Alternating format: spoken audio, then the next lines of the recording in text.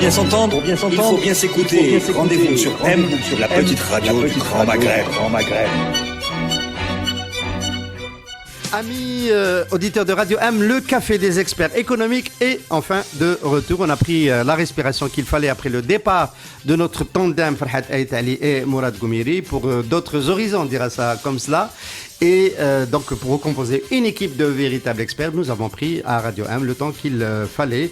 Et nous sommes très contents aujourd'hui de vous retrouver sans notre sponsor des années avant, de Cevita. Cevita n'ayant pas encore renouveler le contrat de sponsoring pour des raisons que nous ignorons. Nous ne savons pas si nous avons été pas bons durant cette période-là. Les chiffres montrent que si, mais bon, c'est pas un problème. La balle est lancée dans le camp de tous les sponsors qui veulent associer leur marque à cet espace qui nous tient beaucoup à cœur. Messieurs, bonjour. On va commencer par Ali Harbi. Ali Harbi, vous êtes passé déjà dans Radio M sur des thématiques concernant le développement durable et la gouvernance des entreprises. Bonjour. Bonjour. Merci de faire partie des experts du Café des experts éco, du CEE désormais, un mardi sur deux. C'est une autre réforme que je n'ai pas évoquée, et non plus un lundi sur deux, en attendant de pouvoir devenir hebdomadaire. Reda Amrani, bonjour. Entrée fracassante dans le CEE il y a quelques mois. C'est pour ça que vous êtes avec nous comme expert, entrée remarquée par les auditeurs. Et donc, qui fait que votre expertise, évidemment, vient avant. Vieux routier du secteur de l'industrie qui est resté très, très à l'écoute de tout ce qui se passe, des politiques publiques et notamment des politiques industrielles. Merci d'être avec nous comme expert dans le CE. Yassine Ould Moussa, c'est toi qui vas assurer la continuité. Donc, économiste consultant, expert de la saison 1 et 2 du CEE, qui va nous assurer, qui va être le visage familier de la continuité. Merci, avec plaisir. J'ai déjà joué dans ce championnat, déjà quelques tours de Champions League, Champions League économique. Champions League économique. Merci pour le compliment. On est donc le mardi 11 février, c'est bien le 11, je ne dis pas de bêtises. Nous sommes, au moment où nous parlons aujourd'hui, le Premier ministre Abdelaziz Djerad est en train de présenter son plan d'action devant les députés de l'Assemblée nationale, et c'est de cela que nous allons parler en bonne partie dans cette émission. Alors, ça a été présenté, décliné, il y a eu des articles dans la presse. Peut-être que tout le monde n'a pas lu la mouture globale de ce plan d'action. Il comporte des volets politiques, des volets d'action publique et un volet économique important. C'est d'ailleurs la priorité du gouvernement déclaré de redresser l'économie.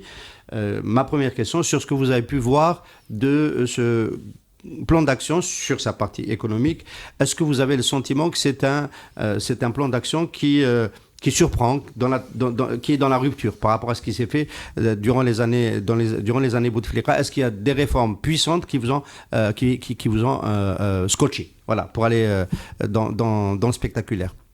Reda Amrani. La première lecture, mais parce que nous n'avons pas, moi personnellement, je n'ai pas eu la totalité du document entre les mains, donc j'ai eu des synthèses, de bonnes synthèses, mais face au même problème, face à la conjoncture qui est connue depuis 2-3 ans, qui ne bouge pas. Donc, le principal problème, vous en avez parlé, c'est notre liaison totale, la liaison totale de notre économie avec les exportations d'hydrocarbures. Nous n'arrivons pas, nous n'en sommes pas arrivés, malgré tout ce qu'on a écrit, tout ce qu'on a dit au cours des 20 dernières années, de trouver un échappatoire, d'autres solutions. On se retrouve avec le même problème, prix du pétrole, déficit budgétaire, comment résoudre l'équation.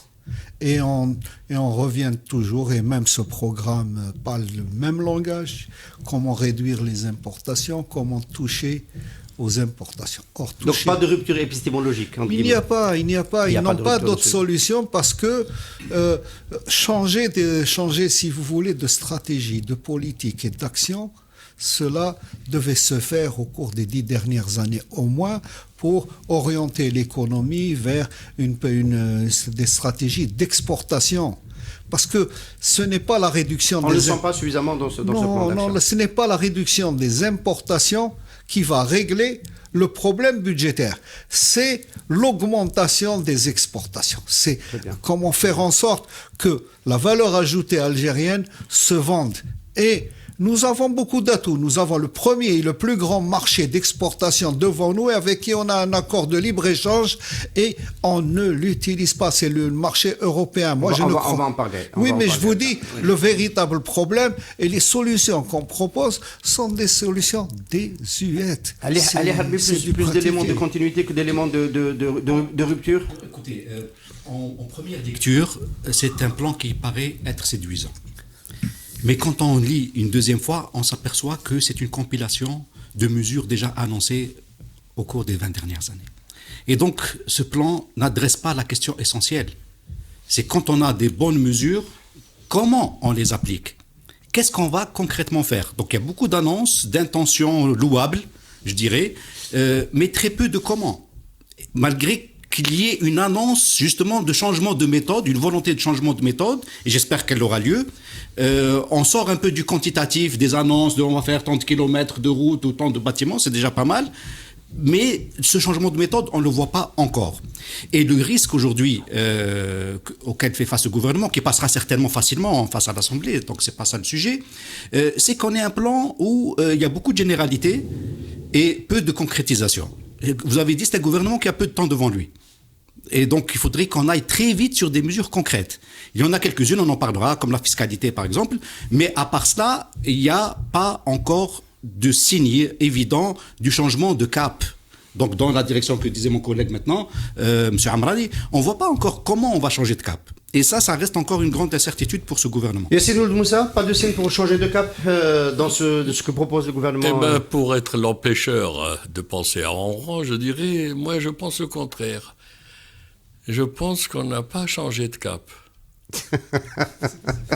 Alors que je m'explique. En lisant le document, j'ai cherché par tous les moyens de lui trouver une centralité.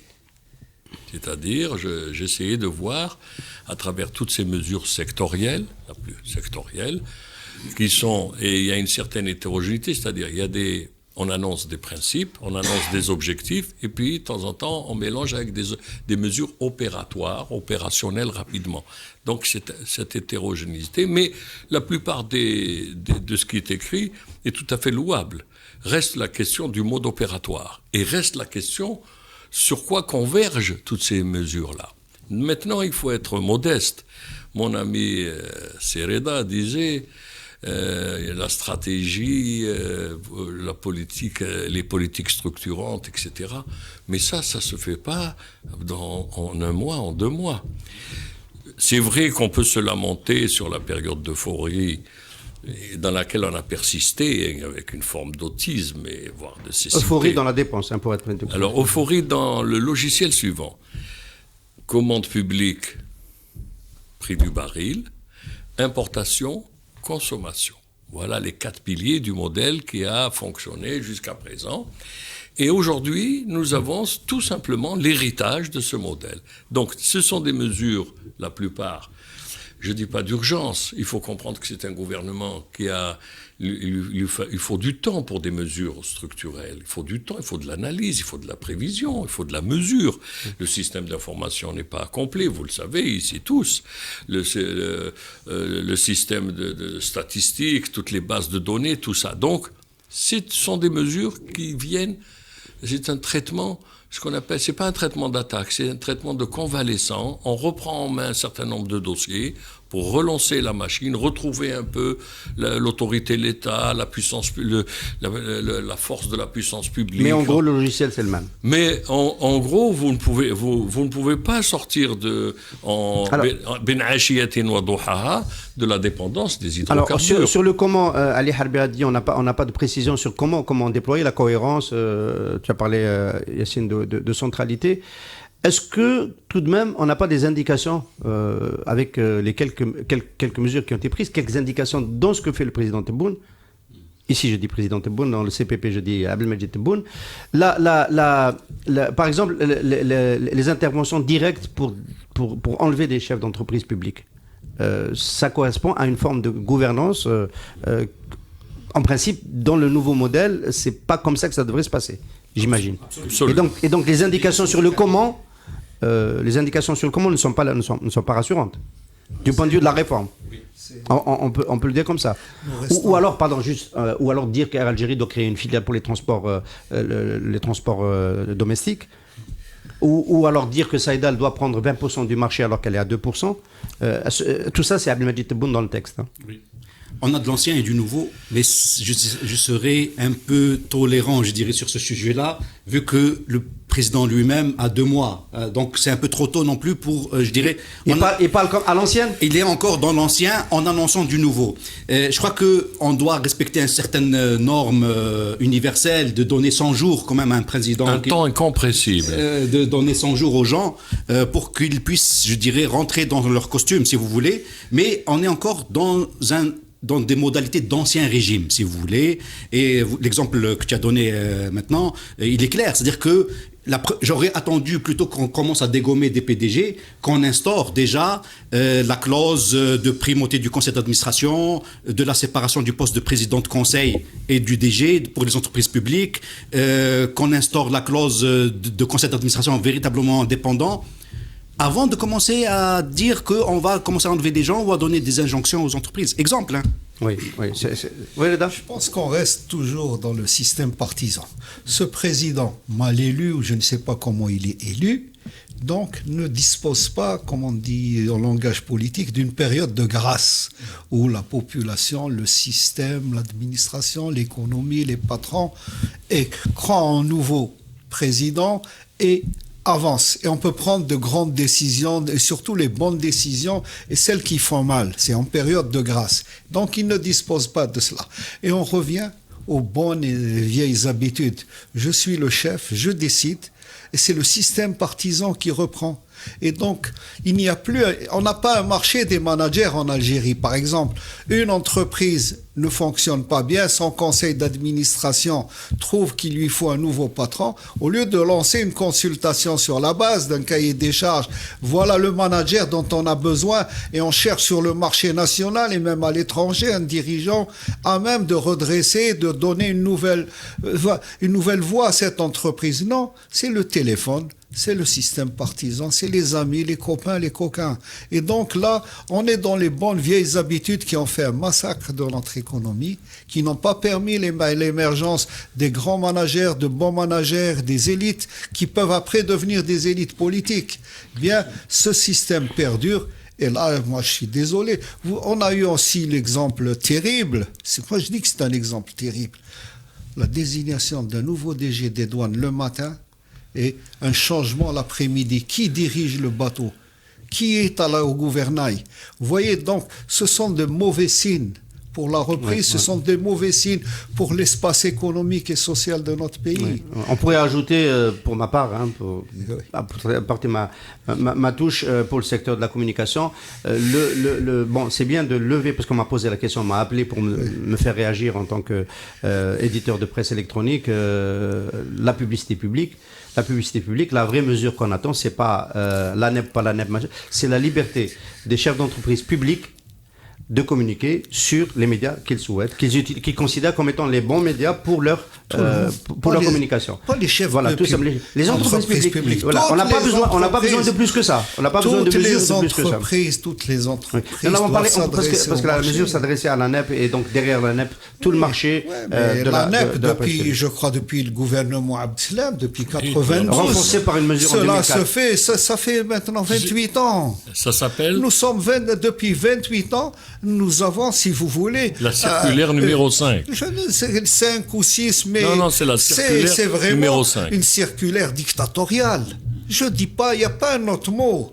À travers ça, on peut tuer un journal, on peut tuer une chaîne de radio. Et on peut tuer une entreprise publique parce que si elle est dans un secteur concurrentiel, si elle est comme Mobilis pendant longtemps, elle va utiliser les mauvais supports pour communiquer, alors que ses concurrents peuvent librement utiliser des supports plus porteurs. Vous avez évoqué tous de bonnes mesures avec de bonnes intentions, etc. On va le décortiquer un petit peu quand même pour essayer de voir, en commençant par celles qui peuvent être déployées rapidement, parce que concrètes. Il y a eu cette promesse électorale de Abdelmadjid Tebboune d'exonérer les revenus en dessous de 30 000 dinars de l'IRG. Donc c'est évidemment repris dans le plan d'action. Ça va sûrement être dans la loi de finances complémentaire qu'on attend pour avant la fin du premier semestre. Bonne ou mauvaise mesure? Exonérer les impôts, Laquelle, l'IRG, c'est bonne ou mauvaise mesure. De façon générale... on va faire mesure par mesure. On va faire mesure, dans le général. un petit commentaire.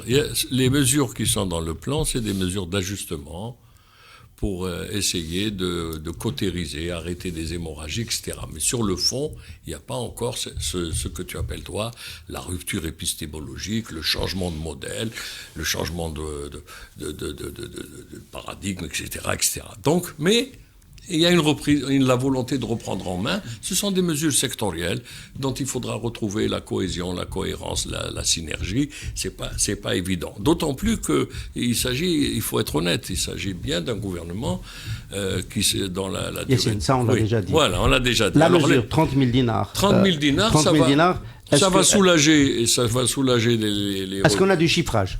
Est-ce qu'on sait combien ça va coûter au Trésor? Au Trésor, oui.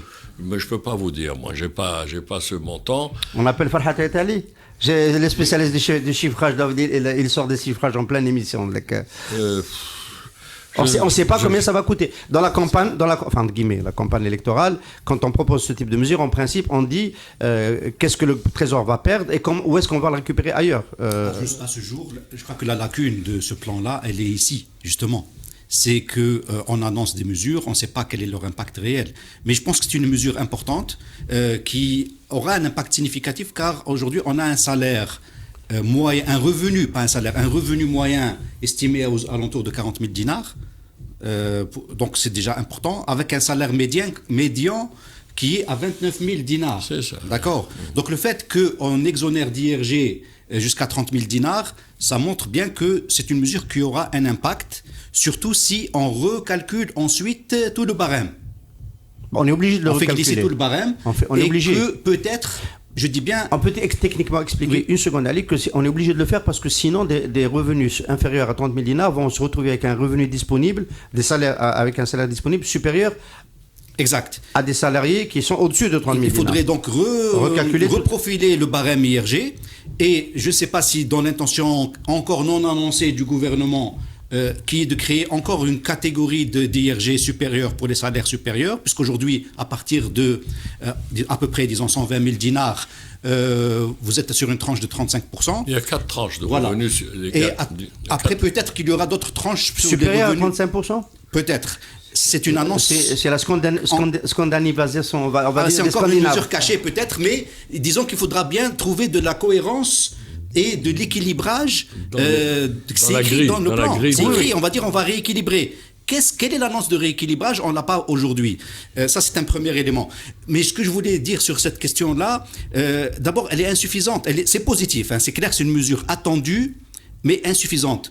Tout le monde sait qu'aujourd'hui, il y a une forte revendication qui est portée par les citoyens, par les syndicats, qui est l'exonération d'IRG des retraites.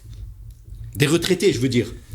Et ça, c'est encore un sujet. Est-ce qu'elle est inclue sous la casquette des 30 000 dinars ou bien est-ce que ça va toucher des tranches supérieures de revenus en matière d'exonération des retraites? Le plan d'action n'est pas assez clair là-dessus. Donc là-dessus, je crois qu'on n'a pas encore ce qu'on appelle la vision, la visibilité, la vision surtout. La vision. On voit pas de vision, on voit des mesures, mais quelle est la vision fiscale? Qu'est-ce qu'on veut faire? Où on veut aller? Est-ce que réellement on va pouvoir élargir l'assiette fiscale? Alors, on va faire les choses autrement. Oui. On va évoquer les mesures fiscales pour à la fin essayer de retrouver éventuellement une vision fiscale. Oui. Reda? Je pense que l'un des seuls aspects positifs que je vois, moi, c'est de réduire la masse de l'informel parce que beaucoup de gens aujourd'hui ne peuvent pas se déclarer. Tous les petits commerces, tous les petits métiers, dans les pizzas, dans les services. Mais là, c'est les salaires. Je vous le dis, je sais, ne se déclare pas aujourd'hui parce que dès que vous déclarez, le personnel, moi, je côtoie ces gens-là et je leur pose des questions comme vous et moi. Pourquoi il me dit, moi, entre toucher 25 000 dinars par mois et ne pas payer de cotisation de sécurité sociale, ça va. Mais si je dois cotiser, le patron me dit si je dois les faire cotiser, donc je dois leur ramener leur salaire net à 18 000. Donc je ne les déclare pas. Et les inspecteurs de la CNAS passent ou ne passent pas, c'est la même chose. L'équation est simple. Le personnel ne veut pas travailler à moins de 25 000 dinars. Donc vous comprenez ça. Cette mesure va permettre, si vous voulez, un semblant ou un peu un retour vers la citoyenneté pour un grand nombre de gens qui travaillent dans ces petits métiers de service, dans les garages, dans les cafés, dans les restaurants, dans les petits métiers. Et donc là, c'est le seul aspect positif que mais le reste, je considère que c'est une mesure démagogique. Comme on a beaucoup de mesures. Il n'y a pas d'autre mot. Elle est démagogique pour la simple raison. Démagogique? Et bien sûr.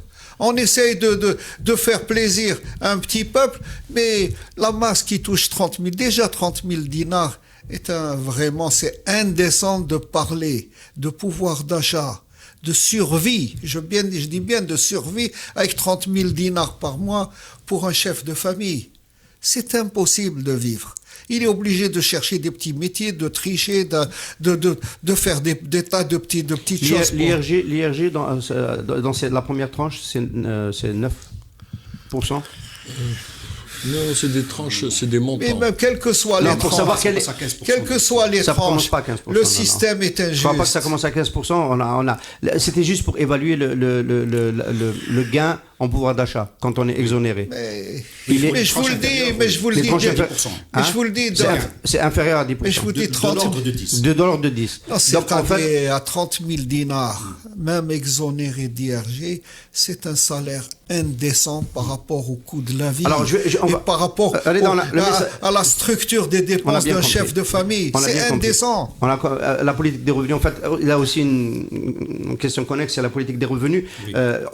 Yassine, tu pourras toujours dire un mot aussi sur cette exonération. Mais je voulais enchaîner aussi, parce que Reda a introduit le sujet. Est-ce que la grande mesure fiscale qui permet de réduire l'informel, c'est pas l'autre mesure, c'est celle de la suppression de la TAP, la taxe d'activité professionnelle, qui est collectée et reversée aux collectivités locales, et qui est une longue revendication de l'entrepreneuriat, des think tanks de l'entrepreneuriat, de CARE, dont Ali Harbi et membre actif ici présent. Est-ce que c'est pas ça la grande mesure qui va peut-être permettre, notamment dans le secteur de la distribution, de récupérer une partie de l'informel? Alors, je remarque que les communes, les collectivités locales perdront une ressource importante qu'on appelle la TAP, compte tenu de nos communes qui souffrent de double déséquilibre, un déséquilibre entre l'étendue des missions et la modestie des moyens, le déséquilibre entre les pouvoirs conférés et les responsabilités assumées, et donc ce sera une perte importante. Ce que je constate à la lecture du document, c'est que c'est dit de façon filigrane, de façon subtile, on enlève la TAP, mais on va la compenser par l'impôt foncier. Alors l'impôt foncier, dans un pays où le cadastre reste à faire, je souhaite du plaisir. Le premier gouvernement qui a voulu le faire, c'était celui de Bled Absam en 92. et bon, le gouvernement n'a pas vécu suffisamment longtemps pour déployer cette mesure. Pardon, je n'ai pas terminé. J'ai pas terminé. On reporte une taxe qui était sur l'entrepreneur, on la reporte sur le citoyen. Je pense qu'il faudrait un peu réfléchir là-dessus. Et d'autant que cette taxe ne va pas compenser, parce que le foncier, tant que vous n'avez pas de cadastre, tant que vous avez un informel dans l'immobilier, voilà. C'est juste un mot, juste pour que, oui, on va discuter un peu, ça c'est clair, c'est bien qu'on s'arrête un instant. On va expliquer quand même à nos amis auditeurs, tout le monde n'est pas initié, que la taxe de l'activité professionnelle est appliquée sur le chiffre d'affaires. C'est 2%, voire 1%, dans ça a baissé, sur le chiffre d'affaires. C'est-à-dire c'est presque une marge. Voilà, c'est pas sur la marge, c'est sur le ça correspond à une marge. Voilà. Ou là, ça réduit la marge. Je dirais que dans certains secteurs... Pourquoi elle était aussi impopulaire, Ali Harbi? Alors, dans le secteur économique, évidemment, ça concerne les entreprises, et notamment dans le secteur de la distribution. Donc, en aval de l'activité de production, ce qu'on constate, c'est que la distribution en Algérie n'est pas opérée, dans sa grande partie, par des circuit, je dirais, de grande distribution structurée. Donc c'est de la petite distribution, des grossistes, des premières mains, deuxième main, et chaque maillon de la chaîne ne gagne pas plus que 4% de marge. 4 à 5% calcul. Mais n'oublie pas qu'il y a un taux d'informel dans ces différents segments. La marge réelle, elle est de 4 à 5%. Donc si... Il y a la non-facturation. Mais... on parle du réel. Nonobstant. On parle du réel, on parle en situation réelle.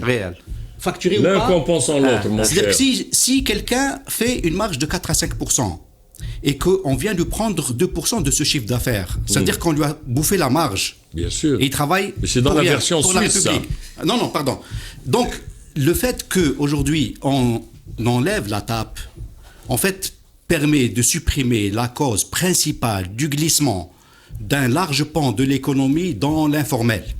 Et le glissement de la distribution dans l'informel entraîne de fait le glissement du secteur productif dans l'informel. Il est entraîné dans C'est l'informel. clair, c'est clair. Par son aval. Évidemment. Par la Parce distribution. que Ça réduit le pouvoir d'achat des citoyens. Alors, derrière, ce qui se passe, c'est qu'ensuite, on laisse la marge, on ouvre le pan à des activités d'importation qui, eux, dans leur pays, n'ont pas de tape. Il faut qu'on soit aussi un peu universel. La tape n'existe plus ailleurs dans le monde. Et il faut bien comprendre que c'est une particularité algérienne. Avec quelques pays en Afrique, évidemment, sans être péjoratif, mais c'est-à-dire que c'est des anciennes réglementations françaises héritées de l'ère coloniale. Et donc, aujourd'hui, la question de la tape est un enjeu essentiel. Et ce n'est pas, Yassine, ce n'est pas une perte pour les collectivités. Parce quel est l'apport de la tape dans le budget des collectivités locales aujourd'hui? Parce que justement, l'assiette, elle est étroite. Tu sais qu'aujourd'hui, l'essentiel des communes en Algérie vivent... Tu es sûr de ce que tu dis? Alors, j'arrive. 94% des communes, ça c'est des études documentées, vivent Ok. de la caisse de solidarité des collectivités Par contre, locales. les communes, pardon. Par Laisse-moi contre, essayer de continuer, là, là, s'il te plaît. je te réponds. Yes. Oui.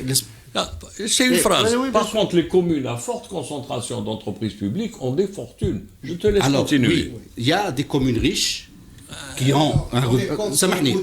Exactement. Riche grâce à la tape. Eh, Riches grâce à la tape, oui, Bien c'est sûr. vrai. Hydra pour le siège de Sonatrach.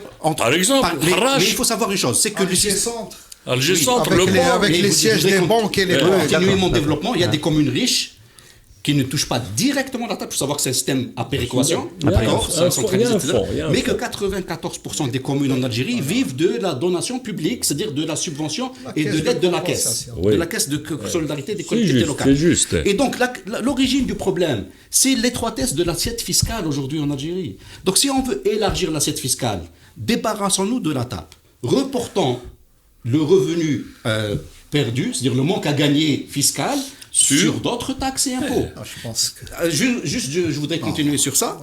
Et donc, il faut aller chercher ailleurs la possibilité.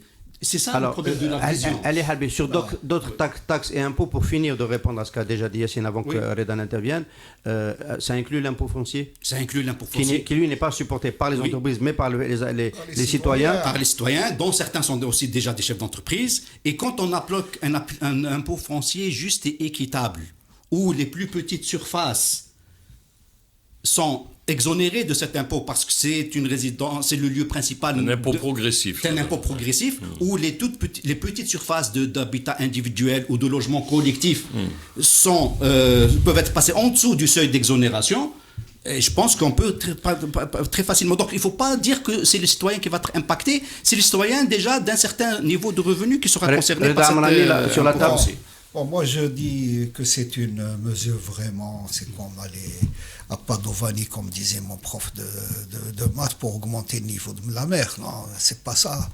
C'est 2 fois rien, ça. Ça n'aura pas d'incidence importante. Regardez, le véritable problème, la problématique, c'est qu'on n'arrive pas à cerner déjà le niveau de l'informel dans l'économie. On parle de table, d'assiette fiscale à élargir. Les meilleurs experts situent ça à 40% de la PIB. C'est énorme, c'est très grave. Et donc, la seule... Mais on peut pas tout le temps dire c'est 40% mais j'essaie de... et ne prendre aucune mesure. Non, pour j'essaie de de venir. La seule mesure que je pense qui pourra, dans le temps, parce qu'elle va être difficile à être mise en œuvre, c'est l'informatisation totale. Je dis bien totale du système fiscal et du système douanier, comme on l'a fait pour les mairies. Aujourd'hui, vous allez dans une inspection des impôts. On dirait que vous êtes en 1920. Vous voyez des dossiers, des papiers, des tiroirs, des armoires. Il n'y a rien. Vous allez dans une mairie aujourd'hui. Alors ça, c'est la question suivante.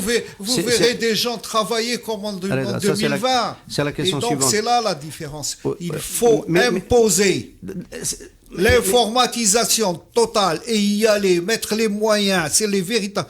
Et à ce moment-là, on reviendra. Mais on réforme quand même le système fiscal, les taxes. Quelles que soient les réformes, alors, si il y a le une support, phrase, il y a une phrase s'il te plaît, dans le quelles plan que d'action, soient les dans le plan réformes. d'action. J'essaie de te dire une chose, mon message est clair. Enlever, revoir les taxes à faible rendement. Est-ce que ça n'introduit pas quand même une refonte complète du système fiscal? Mais le système fiscal profite à qui? Est utilisé par qui? Regardez le budget, l'utilisation du budget. Les communes, du fait de leur incompétence, parce qu'il n'y a pas de compétences dans les différentes communes, du fait des textes qui les régissent, qui ne leur donnent aucun pouvoir. Un maire, j'ai discuté avec le maire de Tixirt la semaine passée, il ne peut pas me lancer une étude avec un groupe d'urbanistes pour voir où en est l'urbanisme de sa ville, une ville côtière, ville historique, et qui est détruite. Les lois régissant la PC. On est sur la table. Moi, je suis. Mais c'est pas la taxe. C'est 2011, janvier 2011. Tout le monde se souvient, c'était le printemps arabe. Tout le monde se souvient qu'il y a eu 4 morts en Algérie, il y a eu des émeutes. Oui. Tout le monde s'en souvient.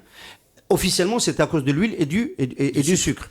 Et attendez, non, officiellement, enfin ça c'est du pipeau.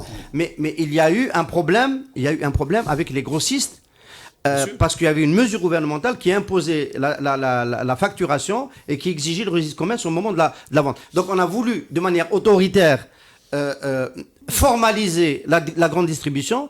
Et on a laissé entendre que c'était les grossistes qui avaient lancé les émeutes. Bon, ça c'est pas. Attendez. En fait. C'est à ce moment-là qu'on s'est rendu compte qu'il y avait un vrai problème dans la distribution.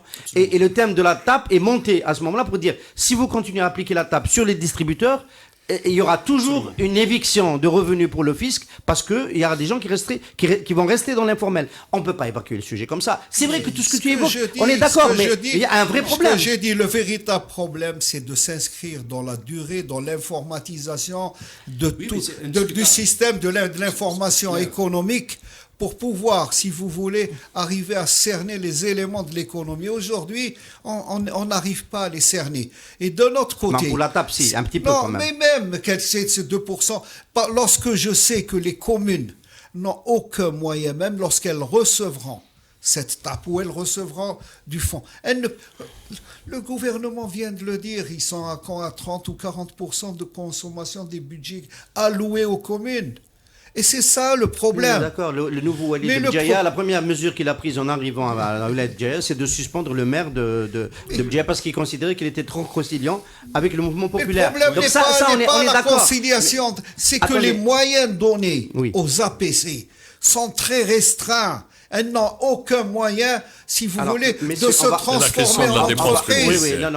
C'est aujourd'hui une APC qui veut se gérer comme une entreprise, avec ses inputs et ses outputs, son bilan, son budget, ne peut pas le faire parce que les textes qui la régissent ne lui permettent pas de prendre les bonnes décisions et d'être ordonnatrice du budget. Résultat, vous avez 30% de budget consommé. On est parti sur un autre sujet, mais c'est pas un problème. C'est ce que je vous dis. On est parti sur un autre sujet. Non, ça sert à rien de parler de l'impôt, de la fiscalité, où le produit de cette fiscalité n'est pas utilisable par les principaux concernés. Si un gouvernement de rupture qui vient dire on fait une flat tax nationale sur toutes les entreprises, c'est 2% on va prendre, j'imagine, le résultat net en fin d'année, ou 1%, on fait comme les Saoudiens. On a beaucoup d'argent, on n'a pas pu le faire pendant les années au pétrole, où le pétrole était à plus de $100, et on aplatit le système fiscal. Supposons, une mesure radicale. Est-ce que ça va faire rentrer dans le formel des entreprises, des distributeurs, des activités qui n'ont pas pensé à rentrer ou pas? C'est ça la question. On veut vraiment simplifier le système fiscal. Et il n'y a pas 40 millions de mesures. Le levier, c'est la TVA. Et rien d'autre. C'est-à-dire que si on se concentre... C'est le même problème. J'arrive. Non, c'est pas le même problème. Parce que tu ne payes pas... Regarde, je vais te dire. Tu peux pas... C'est ton point de vue. En revenant au tenant et aboutissant dont on parlait tout à l'heure, tu ne peux pas taxer les gens de l'équivalent de leur marge. C'est une aberration pour clore le sujet de la tape.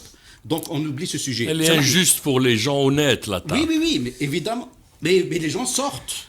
de l'honnêteté. Non, je crois qu'il y a un problème de compréhension du problème, c'est-à-dire Les gens moi, sortent. moi, je serais distributeur, je ne paierai pas la tape et je rentre dans Les l'informatique. gens sortent C'est du ça. système. C'est aussi Ah, simple ok. que ça. Comment Voilà. le truc, Voilà, je joue pas ce Si tu me match-là. prends ma marque, je ne paye pas la tape. Voilà. Voilà. Il joue pas ce match. Il refuse de jouer le match. Je joue pas.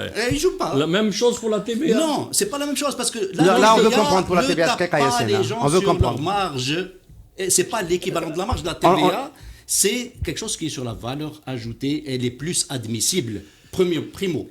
Secondo, il faut savoir que la C'est TVA. le consommateur qui Et le c'est- paye. s'il te plaît. Non, mais écoute, c'est un système de collecte. Effectivement, au final, c'est toujours le consommateur qui la payera, Ça, évidemment. il faut le C'est dire. la logique même de la TVA. Oui. Mais de toute façon, le consommateur est appelé à la payer déjà. Donc, Ah, pas on de n'a pas souci. changé de système.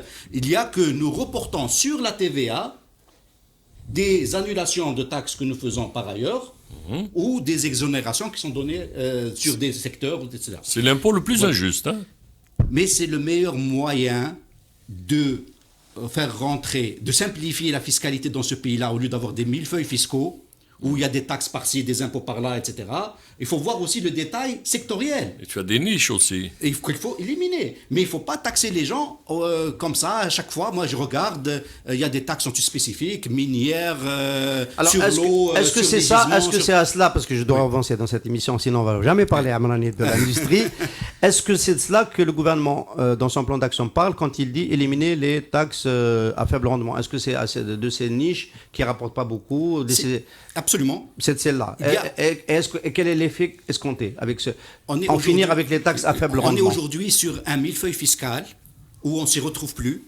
Il y a des taxes et des impôts communs, c'est-à-dire qu'on connaît, on connaît l'IRG, on connaît la TVA, on connaît la TAP, mais quand tu vas dans les secteurs, dans les particuliers, tu vas trouver un tas de taxes encore qui Bien sont sûr, prises à bien droite sûr, et à gauche, bien sûr. qui, vu la taille de l'industrie et de l'appareil, Je peux vous en citer 2% du chiffre d'affaires publicitaire des médias sont reversés à l'industrie cinématographique. Entre autres, c'est franchement. Voilà, c'est une taxe qui est prise sur le chiffre d'affaires. Il y en a, effectivement, si on va dans le détail. Un mot rapidement, mais là, on va être obligé d'être très, très rapide sur les... Parce que, bon, évidemment, on a bien compris que ce gouvernement vient dans la continuité de 2019, la lutte contre la corruption, donc la vigilance, la comptabilité, la redevabilité, donner plus de prérogatives à l'IGF, d'un mot, à l'IGF et à la Cour des comptes. Est-ce que ça va rendre plus efficiente la gestion des actifs publics Alors, déjà? si tu me donnes la parole... Oui, si tu me donnes- Yassine, oui. Ana Manesh, Yassine, il n'y a pas... Adro. 2 secondes. Hein.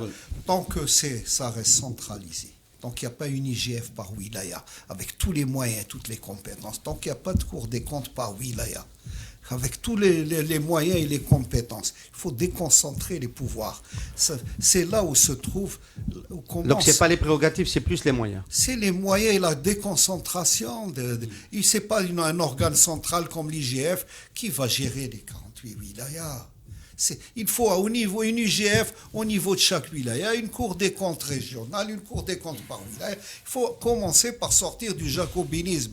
Et c'est à ce moment-là où lorsqu'un chef de daïra ou un wali sait qu'il a la Cour des comptes locale, il a l'IGF local, il a déjà un contre-pouvoir. Et à ce moment-là, les choses... Parce que la corruption n'est pas... L'IGF, Inspection Générale C'est des Finances. l'Inspection Générale des Ils ont des Finances. membrements, mais C'est ils fonctionnent parce pas. que les ordonnateurs au niveau des wilayas ou au niveau des daïras font la loi. Aucune facture n'est payée s'il ne passe pas par un entrepreneur C'est qui a un vrai. contrat. C'est vrai que... Il faut donc... Que le contre-pouvoir soit à côté. Il y a juste un là. contre-pouvoir local. J'arrête. Donc, Yassine, IGF, Cour des comptes, système de contrôle. Walter, C'était un mot, mais bon, il a pris ton quota de temps.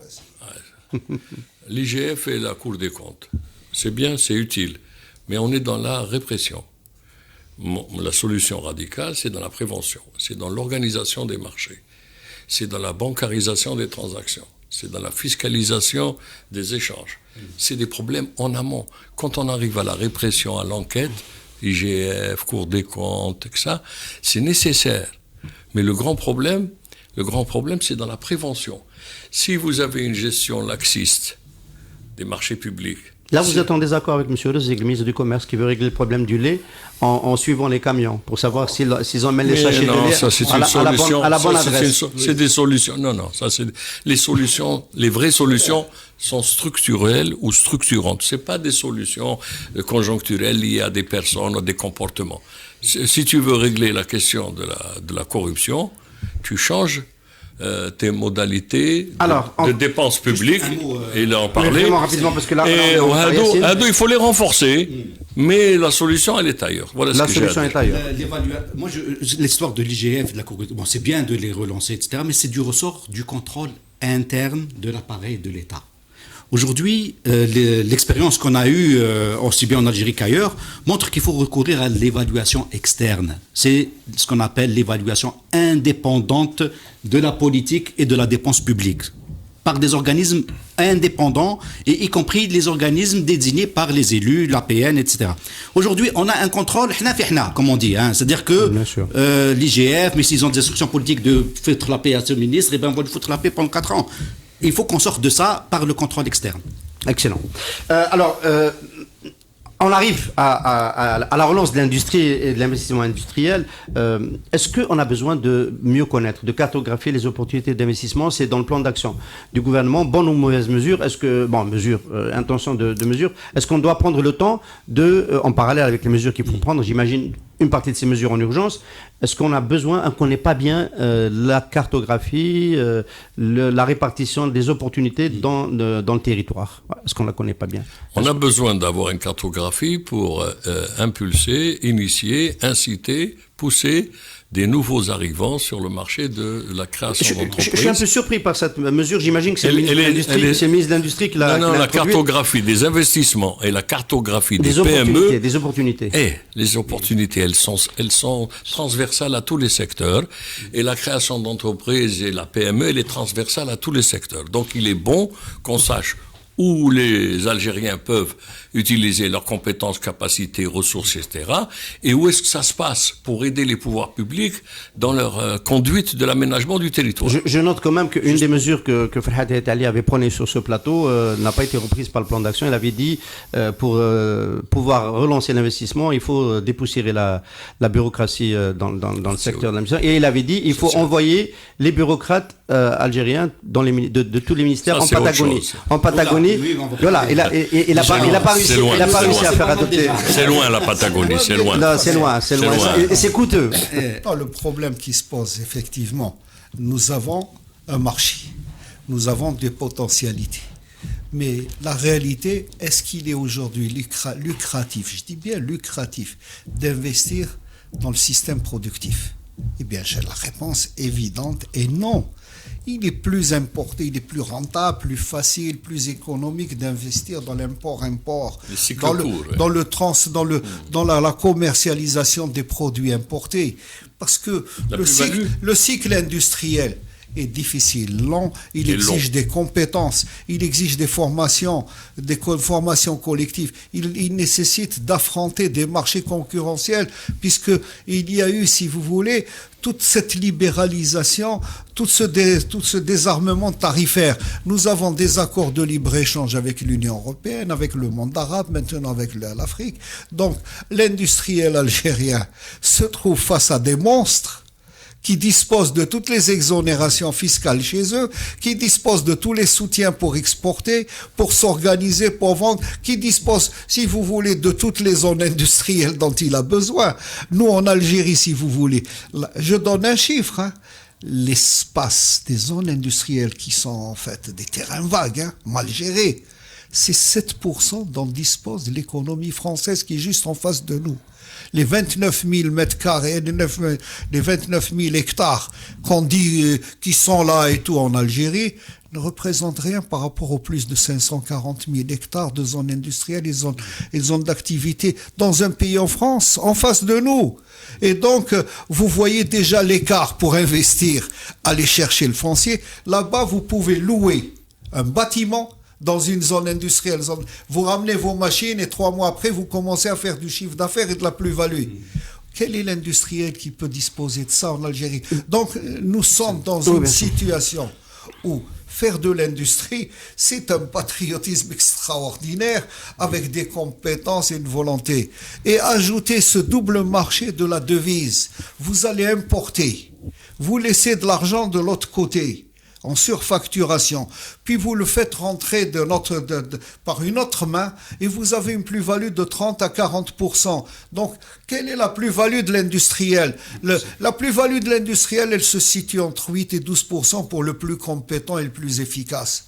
Alors, vous voyez qu'on est sur une concurrence plus que déloyale. Derrière la cartographie, on voit tout de suite pointer la question du foncier, la répartition du foncier industriel. Hassan, moi je pense que cette histoire de cartographie, tous les gouvernements qui sont passés depuis 1995 ont inscrit ça dans leur programme et ont fait des cartographies. Sauf que ça n'a absolument jamais servi à rien du tout. Parce qu'on apprend le sujet à l'envers. On ne commence pas par faire une cartographie pour se dire qu'est-ce qu'on va faire. On se pose la question de qu'est-ce qu'on va vendre aux autres d'abord. La question de l'approche totale de nos stratégies de développement économique et particulièrement des stratégies industrielles ont toujours été totalement erronées en Algérie. C'est-à-dire qu'au lieu de se poser la question de que veulent mes clients potentiels acheter, qu'est-ce que je pourrais vendre moi en Afrique, en Europe, aux États-Unis, et après, à partir de ça, se dire qu'est-ce que je dois produire. Demande driven. Évidemment. C'est à partir de là que je construis une stratégie. C'est pas à partir de passer son temps à faire et refaire des cartographies pour dire il faut encourager la pharmacie ou encourager la production de lait en poudre des excédents européens. Non, c'est l'inverse. Donc nous sommes sur ce sujet particulier, sans juger du reste, nous sommes en train de faire des choses exactement à l'envers. Et de là, je reviens à la question du foncier industriel. Aujourd'hui, nous avons un scandale de foncier industriel. C'est-à-dire qu'il faut que d'abord qu'on assainisse la situation. Nous sommes demandeurs de compte un petit peu en tant que citoyens. Bien sûr. Le scandale de cette histoire-là de 14 000 hectares, où sont-ils passés alors que des milliards ont été engloutis? Et c'était un besoin estimé en 2007. En crédit et englouti en quoi? En dépenses préalables, en bureau d'études, en travaux à refaire, en travaux jamais finis. On a parlé de des aménagements. Les aménagements de zone sur un dimensionnement de 14 000 hectares et sur une demande estimée en 2005-2006, donc validée en 2007. Nous sommes en 2020, on nous parle encore d'une histoire alors que le besoin s'est multiplié. Et je reviens ensuite à la question, encore une fois, de l'orientation stratégique. Parce que quand on parle d'orientation stratégique, je distingue ça de l'orientation de ce qui est secteur souverain, etc. C'est un autre sujet, c'est pour le 51-49. L'orientation stratégique aujourd'hui, c'est pas une décision du gouvernement où je vois tel secteur. L'orientation stratégique, c'est le secteur qui est exportateur et rien d'autre pour moi. Il n'y a pas d'autre stratégie. Je vends pour gagner des dollars, pour diversifier mon économie. Ce qui est vendable à l'international est stratégique et je vais créer les conditions d'appui. Moteur de la croissance, l'exportation. Et point barre. Et cela, on le retrouve pas dans le plan. Mais on le retrouve pas. Cette approche-là, on la retrouve pas. Tout à l'heure, le budget. Notre principal problème aujourd'hui, c'est ce déséquilibre budgétaire lié aux hydrocarbures. Donc, toute stratégie de développement, quelle qu'elle soit, doit être basée uniquement et rien d'autre sur l'exportation. Et je dois viser les marchés où je peux accéder. Le plus grand marché, c'est le marché européen, il est en face de moi et j'ai un accord de libre-échange. Donc, je développe une stratégie pour trouver des niches pour exporter sur ce marché. Je ne cherche pas à comprendre d'autres choses. Et si je dois aider des entrepreneurs ou des entreprises, c'est ceux qui exportent. Si je dois donner des exonérations fiscales, c'est ceux. Si je dois les aider par des terrains, ce sont ceux qui exportent. Tout doit regarder les plus grandes économies qui réussissent sont basées sur l'exportation. Prenez la Suède, prenez l'Allemagne, prenez la Corée du Sud, prenez la Chine, prenez le Japon, prenez Taïwan, prenez le Vietnam aujourd'hui, la Malaisie. Dès que vous vous basez sur l'exportation, vous êtes un premier de la classe et vous êtes intégré au marché international. Vous réussissez. Et nous, si on arrive à exporter sur le marché européen, les autres marchés, c'est très facile. Après, on peut exporter. Si vous arrivez à exporter en Allemagne, en France ou au Danemark, vous exporterez dans n'importe quel pays arabe ou d'Amérique latine. Mais le plus grand marché qui est... Alors, on est en train de nous focaliser sur les marchés de l'Afrique et tout. J'ai beaucoup de respect pour les marchés de l'Afrique. Ce sont les marchés des 50 prochaines années. Mais aujourd'hui, le véritable marché, la véritable proie pour moi, et ce n'est pas l'ombre, c'est l'Union européenne. C'est le premier marché d'import et le premier marché d'export au monde, et il est à ma porte. Alors, faisons une stratégie pour accéder à ce marché, et allons-y. Et à ce moment-là... On n'aura pas le temps de décortiquer tout le plan d'action. Enfin, on est resté trop longtemps sur certains points, mais je pense qu'on a rendu un peu plus lisible certaines mesures en les évaluant. Je voulais juste vous poser une dernière question sur la conjoncture. Scandale qu'on oublie. Nos voisins ont développé 12 plateformes industrielles, ils sont en train de développer 18. Nous, on a lancé 49 plateformes industrielles. J'ai participé dans une boîte d'engineering au projet des 49 depuis 2010. Et tout était bien lancé, tout était bien fait. Des études régionalisées, toutes ces plateformes, les 49. Il y a eu quelques dérives avec les compradors, ceux qui sont accaparés les 7 premiers marchés. Mais le reste, les 49, tout était bien fait. Avec des études, l'assistance à maîtrise d'ouvrage. De reprendre. Il y a des décisions intempestives, des décisions brutales. On arrête ce projet, on arrête tout. Et aujourd'hui, on se dit, mais pourquoi il n'y a pas d'investissement étranger en Algérie? Mais l'investisseur étranger, chez lui, il doit taper, il doit trouver les 49 plateformes où il a un hôtel, où il a les banques, il a le guichet unique, il a la voie ferrée, il a tout, il a le traitement des eaux, il a même, comme j'ai dit tout à l'heure, des bâtiments prêts à être loués. Eh bien, ce beau projet, moi, que je considère, il était beau, a été détruit, cassé par des décisions administratives. Et voilà un peu, si vous voulez, c'est lié à l'investissement étranger, c'est lié à l'investissement local, c'est lié à une politique d'exportation. On va continuer. Il faut arrêter avec les décisions intempestives. Avec ce menu, peut-être qu'on va passer très vite en hebdomadaire d'ailleurs, avec un menu aussi copieux, parce qu'on n'a pas pu aller au bout de cette feuille de route. Mais quand même, on va quand même poser cette question qui est inévitable, parce que c'est la conjoncture qui l'impose. Est-ce que ce programme qui est sous pression déjà n'est pas encore plus sous pression à cause du virus, du coronavirus qui a fait chuter les prix du pétrole? Ils étaient à $70 à la fin de l'année dernière, ils sont à 54 hier à la clôture des marchés, $54. Donc le prix moyen du brut de 2020 va peut-être déjà poser problème. Est-ce que ça ne va pas torpiller l'approche, parce qu'il y a des mesures généreuses, on a parlé des exonérations, est-ce que ça ne va pas peut-être obliger à aller plus vite vers des réformes de fond et vers le changement de modèle, Yacine? C'est clair qu'il y aura une incidence négative sur le plan des ressources financières, des recettes en moyens de paiement extérieur, des recettes budgétaires de pétrole, de fiscalité pétrolière, c'est évident. Ça viendra encore une fois aiguiser le besoin urgent de changer de fusil d'épaule et d'engager des réformes structurelles. Or, les réformes structurelles exigent du temps, de la durée et de la légitimité.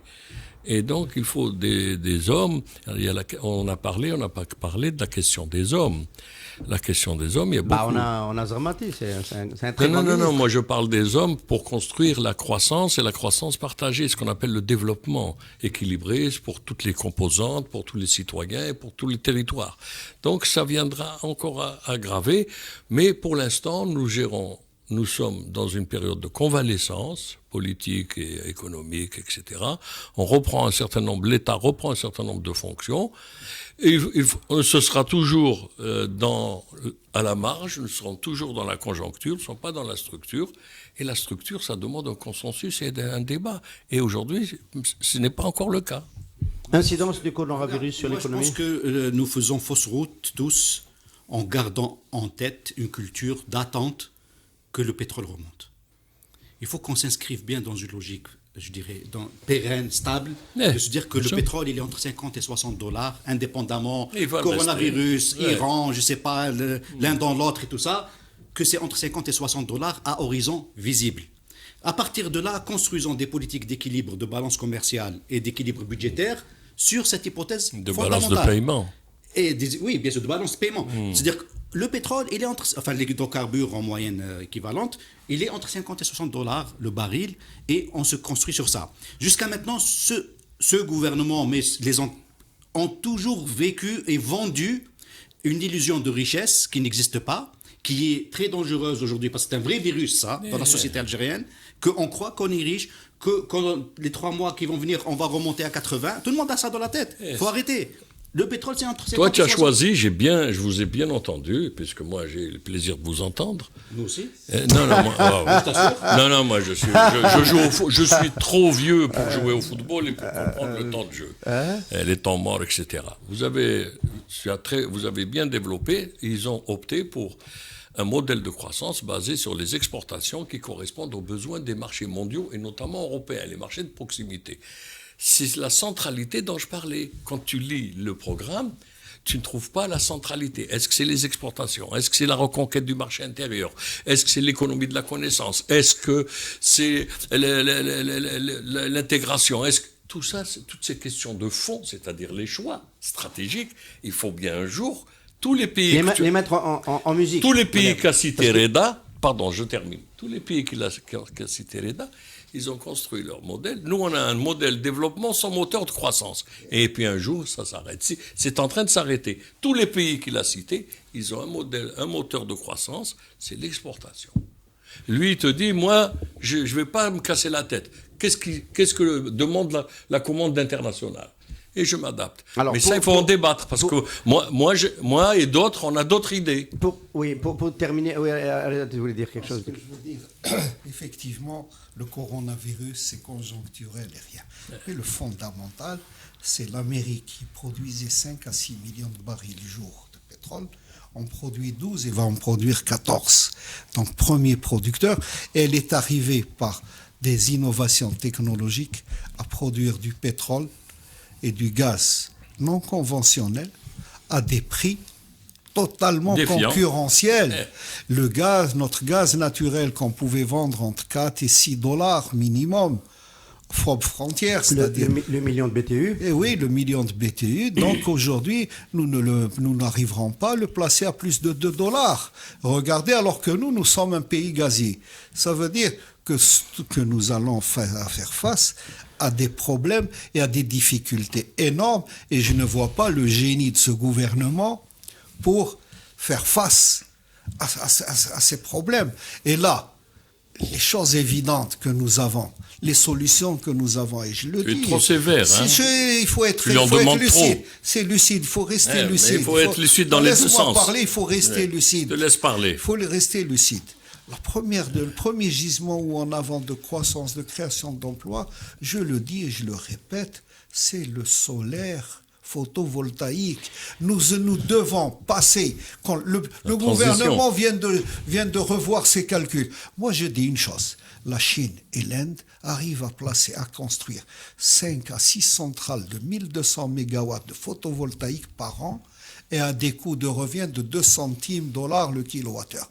Eh bien là, moi, bête et méchant, je fais la même chose. Je vais aller en Chine, je vais aller en Inde, je vois leurs exemples, leurs modèles, et je décide de construire. Je dis bien 2 à 3 centrales de 1200 mégawatts chacune en Algérie par an. Je crée de l'emploi. Je dispose d'une électricité 10 fois moins cher. Je n'aurai plus de problème à parler de subvention de l'énergie électrique, puisque j'aurai des coûts de revient qui seront largement en deçà du prix subventionné. Je donnerai de l'électricité aux citoyens, je relancerai l'économie, je pourrai les surplus d'électricité, je ne chercherai même pas à les exporter, je ferai du dessalement d'eau de mer pour lutter contre le stress hydrique, et je donnerai, si vous voulez, de l'espoir à la jeunesse. Alors l'espoir, c'est un programme. C'est ça, mais là... Alors, comment parler du plan d'action ? Mais les mesures sont des petites mesures. Je vous le dis. Moi, je décide de construire 2-3 centrales à 1200 mégawatts chacune tous les ans pendant 15 ans.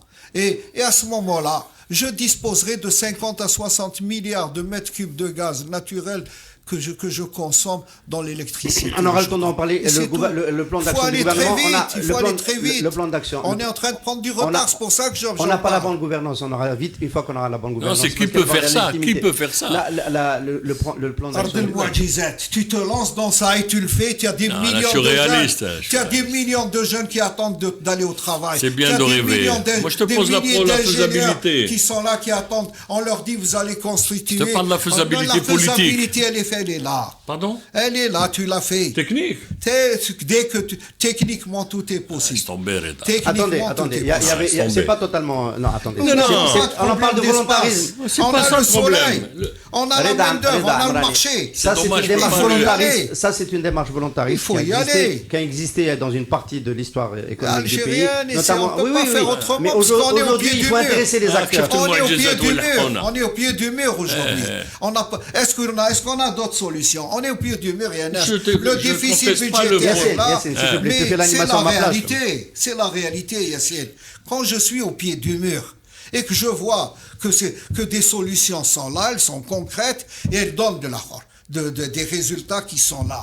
Pourquoi moi j'ai un avenir? Il y a dans le plan d'action, on a terminé l'émission, il y a dans le plan d'action un chapitre qui s'appelle Transition énergétique, sur lequel on aura l'occasion de revenir, évidemment, pas nécessairement sur l'angle du plan d'action, mais sur l'angle des mesures qui commenceront à être prises ou pas, évidemment, dans le CE. Il y a aussi un chapitre qui s'appelle Transition numérique, qui nous intéresse beaucoup, sur lequel nous allons revenir aussi. J'aurais aimé qu'on parle du développement durable aussi. Et évidemment, le développement durable, c'est le parent pauvre de Mais ce si plan on fait d'action. du photovoltaïque, On est dans le développement durable, bien sûr. On est dans le développement durable. Voilà. Donc on aura beaucoup D'accord, de, mais pas seulement. On a un véritable plan de charge nous aussi au Café des Experts Oui, Éco. Merci beaucoup les experts d'avoir relancé cette saison 3 du CE aujourd'hui. On a rendez-vous dans 2 mardis à Takom Saha. Merci. Merci. Pour bien s'entendre, il faut bien s'écouter. Rendez-vous sur M, sur la petite radio du Grand Maghreb.